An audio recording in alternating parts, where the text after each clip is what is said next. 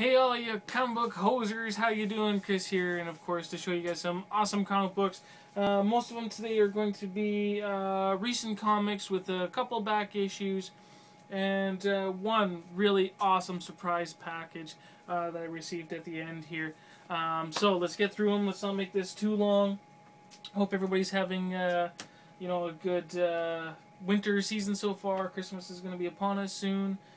Slowly getting into the Christmas spirit. And got something really cool that I'm building outside that I might show you guys if I if it actually happens. About halfway done, and anything can happen between there or whatever. But yeah, something really cool I'm building outside.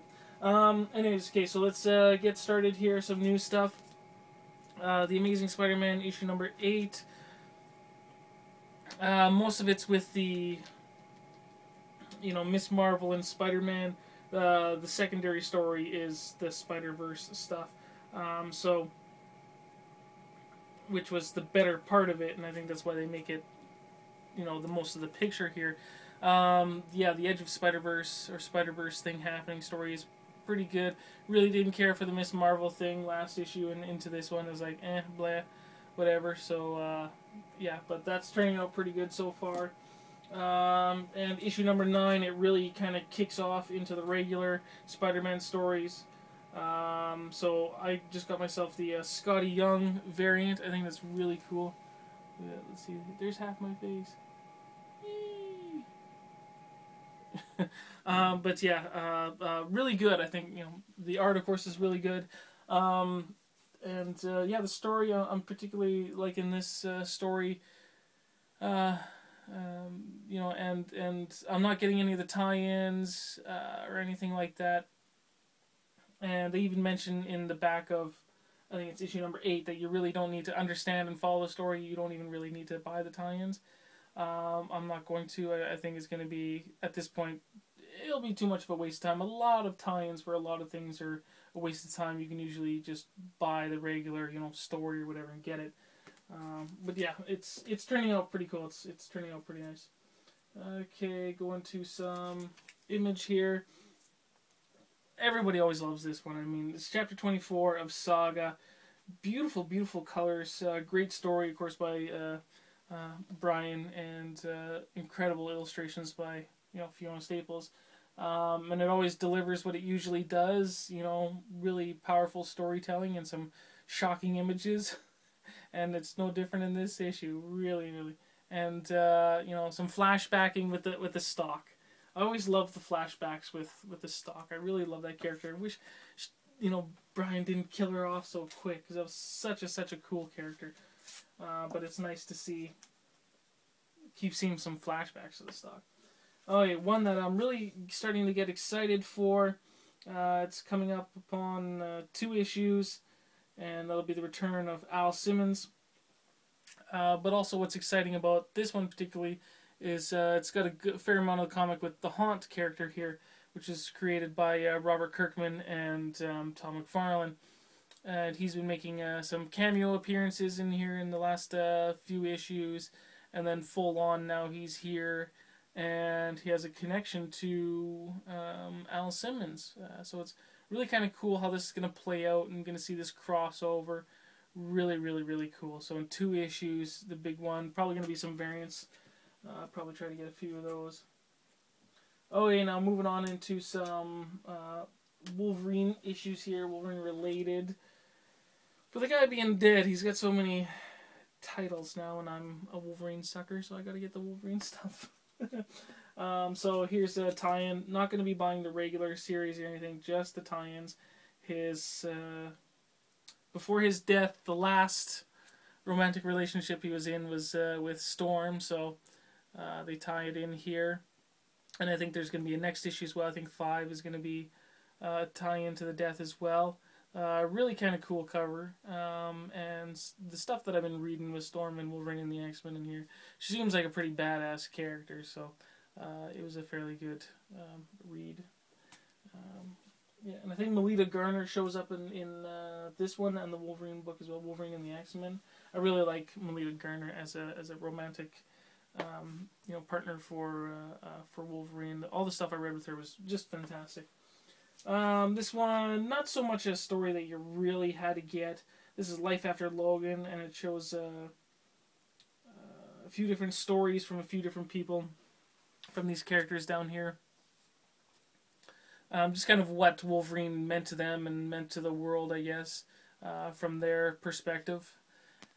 So you really don't need to pick it up, but if you're a Wolverine fan, you want to get some more background and feel the emotion of the death for the surrounding characters, yeah, go ahead and get it here. Life After Logan. This is the variant. I really like the Wolverine face in the clouds and everything. This one was just much better than the regular. Another touchy-feely, what did Wolverine mean to me kind of story. Wolverine and the X-Men, number 11. And this is, I think it's kind of like a homage to the usual death covers. Usually when somebody dies, it's always somebody carrying the character, and kind of got their sad face on. So this one's unique that most of the time you don't see the women carrying the men. So this is I really like the cover. It's really, really cool. Like the previous one, Wolverine was being held by Death herself. Supposedly, Death would be a woman, I guess, in the Marvel Universe, because Thanos is in love with Death. So it's really interesting that, the stronger female types are carrying the body of a Wolverine. That's really neat. This is probably going to be a significant one for some Wolverine fans, I think. Just in the first issue, it really it follows up from the death of Wolverine. So if you're not reading much of the tie-ins, but you really had questions after Death of Wolverine, this might, so far, hopefully it's going to turn out, answer more questions. But this one seems like more of a direct follow-up to Death of Wolverine. And hopefully you'll know where Wolverine's body went, too. Hopefully. So this is the Weapon X program, issue number 1. Yeah, like I say, this one was great, and wow, whoa, very powerful at the end there. Some imagery that you're just like, what the, wow. And if you watched my videos where I was talking about the death of Wolverine and kind of my reviews and thoughts, I raised some questions that I think were very interesting. And it looks like some of I was right on some of this stuff, and this kind of this confirms it. But I think it's also a nod to some of the great storytelling that was happening in the Death of Wolverine. That there were some subtle things in the background that kind of made you question, but didn't really know. But it still was able to do its job. I think if you go back and you really look at that book. And follows up in here. So really cool. One I haven't read yet, but hopefully it's going to be a fun read. A little silly, but hopefully still a lot of fun. Death of Wolverine, Deadpool, and Captain America. Haven't read any books yet of, him being old yet. Okay, here's some legacy ones.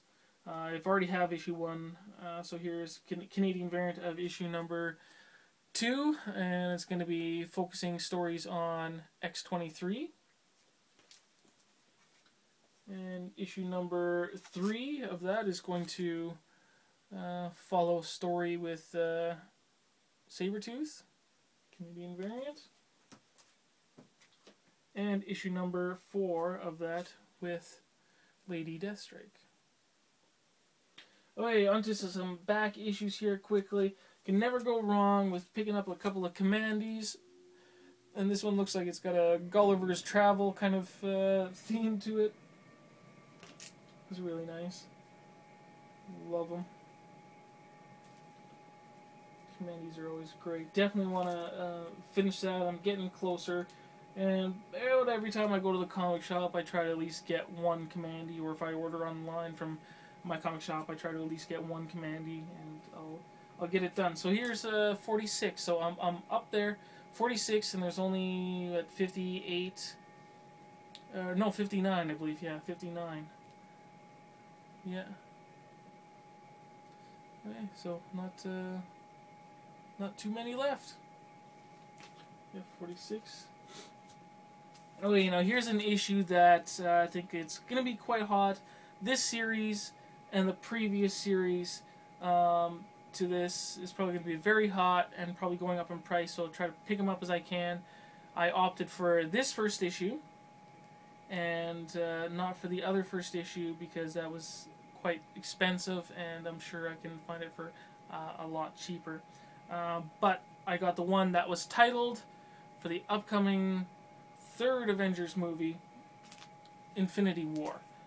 So issue number 1. So I found this one for a good price and was willing to pick it up. So I will eventually get this series, the whole series, but also the previous one that started the Infinity Gauntlet. I think it's now just the time, probably even before this was the time, but definitely now's the time to try to find those deals on these and pick them all up. Pick up the Infinity Gauntlet, pick up the Infinity War, because definitely the prices are only going to be going up on these. Okay, now for the last one, and I have to say thank you very much to Sam, Jockis Nerdist. You surprised me so very much. I was waiting for a different package, and then this came in the mail, and I was really shocked, really surprised. And I think it came really fast too, because I mean, according to from what your last video was, our last conversation, and then all of a sudden I was surprised about this. So really, really cool. Just show it to you guys. A Wolverine-related item for me, Sam. You know me so well. Right here, Wolverine Origins 28. This is the second printing variant. This is also a panel, which is inside the comic book.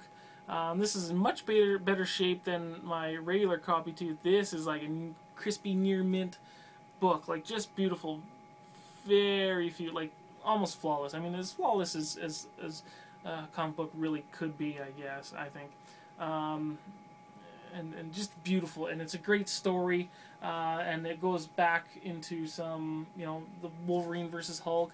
So this is, I think, very appropriate comic to have now. With the death of, and I love it where things come a little full circle a bit, and recalling the flashbacks to his origins and things like that. The story was good, and the art was just incredible. So him versus the Hulk versus the Wendigo, really, really cool. So thank you, Sam, incredibly. It's definitely found a great place. I read your note. And yeah, definitely, it's got a good home here. I really thank you, and probably even a place on the shelf over here at some time with my other beautiful Wolverine goodies. This would probably look good in some nice Mylar.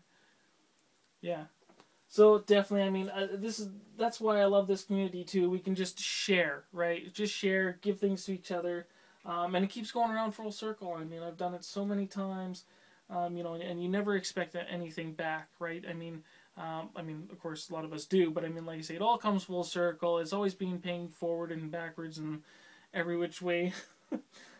So eventually, Sam, maybe something's going to be coming your way. Okay, and also just quickly showed he give some cards as well too. These will stay in my collection. Anything Wolverine. Can you see the? There you go. There's the hologram of it. So really, really cool. Love these. And especially like the back of this one shows the image of the first appearance of Wolverine. Yeah. So there we go. Again, so very happy with this book. Thank you very much, Sam. It's incredible. I don't know. I'm almost speechless. I don't know how much, to say. I'm excited to have it. It was on my watch list for so long, and it's one of those books that it's expensive enough to, really hard to pull the trigger on buying it, but not expensive enough that you think you could wait, one of those kind of books.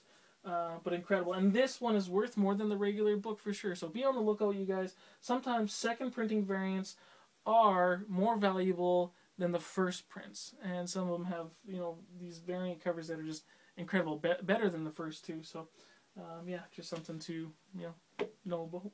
Alright, okay, that's it, you guys. I'm going to get out of here. Hopefully you guys enjoyed, and we'll talk to you later. See you guys. Bye.